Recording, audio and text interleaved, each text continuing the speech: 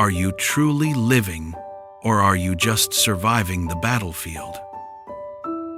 Imagine you are dropped into a war zone.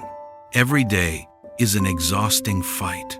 Person A fights to become the commanding general. Person B fights to capture a boat and escape to a peaceful island. Both are bleeding, but they know exactly why they are fighting. Then there is Person C. They just swing their sword at whatever is in front of them, with no plan, no endgame, and no vision. In our modern society, most of us are Person C. We fight the daily grind, paying bills, answering emails, commuting, without ever asking where it leads. Hello everyone. Welcome back to the sanctuary of Postcard Colorizeyou. This is a space where we step away from the noise to listen to the whispers of our own souls. Before we dive into today's story, a small invitation to visit Colorizeyou.com. We've recently updated our store with items designed to accompany your journey, from t-shirts and hoodies to our special line of mugs and tumblers. Whether you need an accent mug for your desk, a camping mug for your weekend trips, or an insulated tumbler with a funny, motivational animal design, each piece is a reminder to keep your vision clear. Now, find a quiet space. Let's begin episode 14. About 10 years ago, I was living the so-called American dream in Chicago. I had the high-rise office, the luxury car, and a salary that made my bank account look healthy. But my soul was dying. I was a high-level executive, but I was also a slave to the schedule. Late at night, staring at the Chicago skyline, I asked myself, is this it? Is this the next 40 years of my life? If you don't design your own life plan, you will fall into someone else's. And guess what they have planned for you?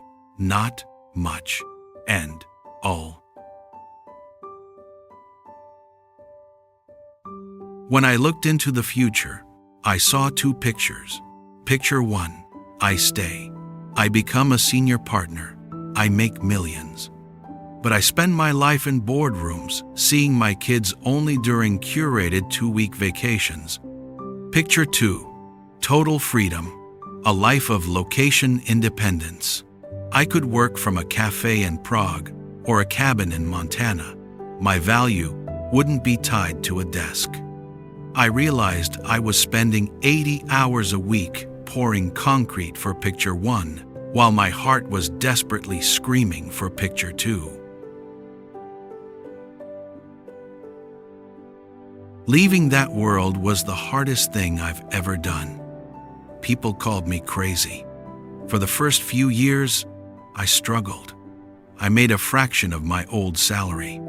I had to face the whispers of former colleagues waiting for me to fail. But I didn't flinch, because I knew I wasn't just working. I was building a boat to leave the island. When your vision is clear, the temporary pain of the journey becomes irrelevant. Having a vision gives you a superpower, the ability to say no to the wrong opportunities. Once, a competitor offered me a massive contract to return to the corporate world. The money was life-changing. If I was Person C, just fighting for survival, I would have taken it.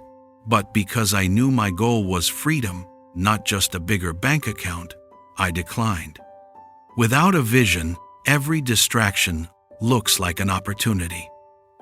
With a vision, you see that most opportunities are just golden handcuffs.